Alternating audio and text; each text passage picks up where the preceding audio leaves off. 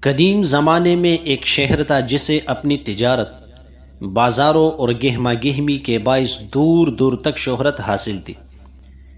اس شہر میں حارث بن زید نامی ایک تاجر رہتا تھا۔ وہ شکل و صورت سے وجیہ اور گفتگو میں نہایت شائستہ تھا۔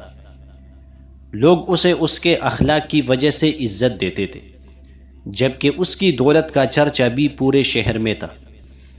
لیکن ایک بدقسمت حقیقت یہ تھی کہ یہ ساری نرمی صرف لوگوں کے سامنے تھی۔ تنہائی میں وہ غرور، دنیا پرستی اور ظلم سے بھرا ہوا آدمی تھا۔ اگر کوئی مزدور مزدوری مانگتا تو اسے ٹال دیتا، اگر کسی غریب کا قرض دینا ہوتا تو سختی کرتا، اور اگر کسی سائل سے سامنا ہوتا تو اسے جھڑک دیتا۔ دنیاوی کامیابی نے اس کے دل پر پردہ ڈال دیا تھا۔ اسے یوں لگتا تھا کہ اس کی چالاکی، تدبیر اور ذہانت ہی اس کو کامیاب بنا رہی ہے۔ ایک روز تجارت کی غرض سے وہ قافلے کے ساتھ صحرا کی طرف روانہ ہوا۔ دن بھر گرمی اور ہوا کے تپیڑے برداشت کرنے کے بعد قافلہ ایک کنویں کے پاس رکا۔ رات کی تاریکی بڑھتی گئی، آسمان پر ستارے جگمگا رہے تھے۔ حارث قافلے سے کچھ دور ٹہلنے لگا کہ اچانک اس کے قدم ایک کھنڈرنما پرانی مسجد کے پاس آ کر رک گئے۔ مسجد خستہ حال تھی، لیکن اندر سے عجیب سی روشنی آ رہی تھی۔ وہ حیران ہوا اور مسجد کے دروازے کے پاس گیا۔ اندر دیکھا تو ایک نورانی چہرے والا بزرگ تنہائی میں نفل ادا کر رہے تھے۔ ان کی آواز میں ایسا سکون تھا کہ حارث کا دل پہلی بار کام اٹھا۔ نماز ختم ہوئی تو بزرگ نے مسکرا کر کہا، اے مسافر، دل بیدار ہو تو پوری دنیا مسجد بن جاتی ہے، اور دل سو جائے تو مسجد بھی ویران لگتی ہے۔ یہ سن کر حارث خاموشی سے بیٹھ گیا۔ بزرگ نے اس کی آنکھوں میں جھانک کر کہا، تو بہت مالدار ہے مگر دل کا فقیر ہے۔ حارث چونک گیا۔ اس کی زندگی میں پہلی بار کسی نے اس کے دل کے اندر جھانکا تھا۔ بزرگ نے آہستہ آہستہ بات شروع کی، بیٹا، جب اللہ کسی کو مال دے تو اس سے دو چیزیں چاہتا ہے، شکر اور انصاف۔ تم شکر کم کرتے ہو اور لوگوں پر سختی زیادہ۔ پھر انہوں نے قرآن پاک کی ایک آیت تلاوت کی جس کا ترجمہ یہ ہے، خرابی ہے ان کے لیے جو ناپ تول میں کمی کرتے ہیں۔ حارث کے دل پر جیسے کاری ضرب لگی۔ بزرگ نے پھر فرمایا، جب انسان ظلم کرتا ہے تو اللہ اسے مہلت ضرور دیتا ہے مگر پکڑ بہت سخت کرتا ہے۔ پھر انہوں نے ایک حدیث سنائی، ظلم قیامت کے دن تاریکیوں کی صورت میں ہوگا۔ حارث کی آنکھیں بھر آئیں، لیکن وہ اب بھی خاموش تھا۔ دل میں ایک جنگ جاری تھی۔ اس رات وہ قافلے کے خیمے میں سو گیا، لیکن نیند آتے ہی ایک ہولناک خواب نے اسے گھیر لیا۔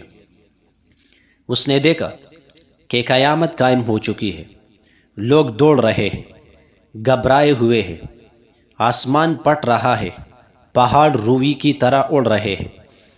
اسی ہولناک منظر کے درمیان وہ بھی کھڑا ہے۔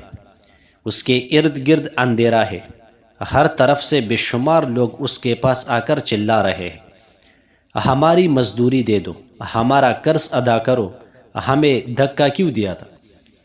ہر شخص اس سے حساب مانگ رہا ہے۔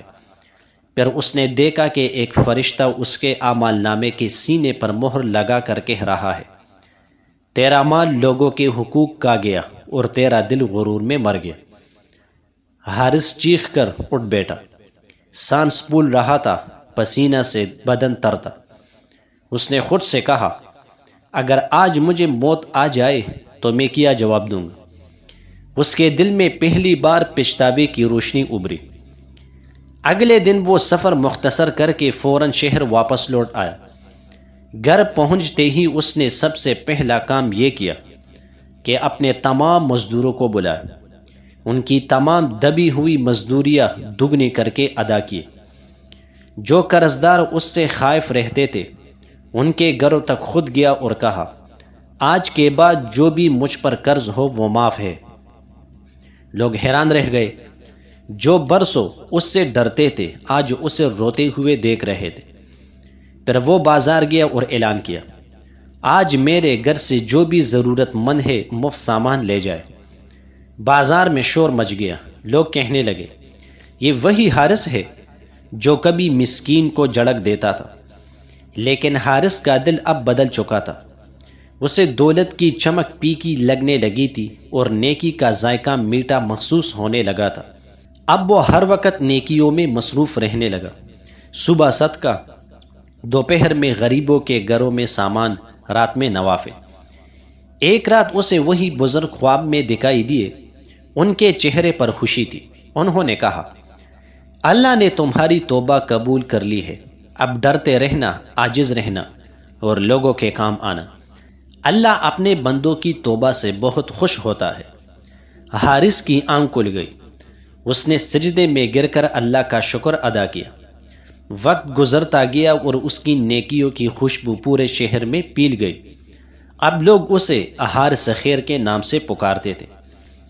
ایک روز شہر میں سخت قحط پڑ گیا، کھیت سوکھ گئے، پانی کم ہو گیا، لوگ بھوک سے تنگ آ گئے۔ اس مشکل گھڑی میں حارث نے اپنے تمام گودام کھول دیے، اناج، کھجورے سب غریبوں میں تقسیم کر لیا۔ لوگ حیران رہ گئے کہ اس نے اپنی ساری جمع پونجی اللہ کے لیے قربان کر دی۔ اتنے میں ایک بدحال شخص آیا اور کہنے لگا اے حارث، تم نے ہمیں بھوک سے بچایا، اللہ تمہیں جزا دے۔ حارث مسکرا کر بولا یہ سب اللہ کا مال ہے، میں صرف اس کا امین ہوں۔ اس نے پھر قرآن کی ایک آیت تلاوت فرمائی جس کا ترجمہ یہ ہے، جو کچھ تم اللہ کی راہ میں خرچ کرتے ہو وہ اس کا بدلہ دیتا ہے۔ قحط ختم ہونے کے بعد ایک دن ایک قافلہ شہر میں داخل ہوا۔ قافلے کا سربراہ لوگوں کو پانی بانٹ رہا تھا۔ جب اس نے حارث کو دیکھا تو فوراً اس کے پاس آیا اور بولا ہم کئی دن صحرا میں پنسے رہے، ہم ہلاک ہو جاتے، لیکن ایک سفید لباس والا بزرگ ہمارے پاس آیا، اس نے ہمیں پانی دیا اور کہا شہر جاؤ اور میرے بیٹے حارث بن زید کو یہ پانی بطور تحفہ دے دینا، وہ اللہ کا سچا بندہ ہے۔ حارث کام گیا، اس نے آسمان کی طرف دیکھا اور روتے ہوئے کہا پروردگار، تیری رحمت کی کوئی حد نہیں۔ لوگ اس منظر کو دیکھ کر حیران رہ گئے۔ اس دن حارث نے سمجھ لیا کہ اللہ جب اپنے بندے کو قبول کر لیتا ہے تو زمین و آسمان کے اسباب بھی اس کے لیے بدل دیتا ہے۔